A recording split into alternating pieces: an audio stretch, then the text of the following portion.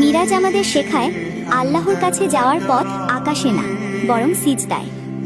অনেকে ভাবে আল্লাহর কাছে যেতে হলে কিছু অসাধারণ হতে হবে, কোনো অলৌকিক ঘটনা, কোনো বড় ইবাদত, কোনো বিশেষ মানুষ হওয়া।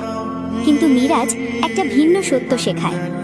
নবীজি আকাশ পেরিয়েছিলেন, এটা ছিল আল্লাহর কুদরত। কিন্তু উম্মতের জন্য আল্লাহ যে উপহার দিলেন সেটা আকাশে ওঠার আদেশ না, সেটা ছিল সিজদায় নামার আদেশ। কারণ আল্লাহর কাছে সবচেয়ে কাছে থাকা যায় উঁচু হয়ে না, বরং নিচু হয়ে। যখন তুমি সিজদায় মাথা রাখো তখন তুমি সবচেয়ে নিচে, আর ঠিক তখনই তুমি আল্লাহর সবচেয়ে কাছে। মিরাজ আমাদের বলে, আল্লাহ কাছে যাওয়ার রাস্তা আকাশে খুঁজো না, তোমার রুমেই আছে, তোমার জায়নামাজেই আছে। ভাঙা মন নিয়ে, ক্লান্ত শরীর নিয়ে কোনো শব্দ না পেলে শুধু মাটিতে মাথা রাখলেই যথেষ্ট। কারণ আল্লাহ উচ্চতা দেখেন না, আল্লাহ দেখেন নম্রতা।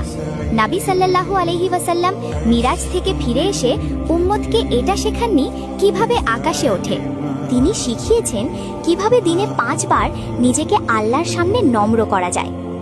আজ মিরাজের রাতে একটা কথা মনে রেখো, আল্লাহ দূরে না, আমরা দাঁড়িয়ে থাকি বলেই দূরে মনে হয়।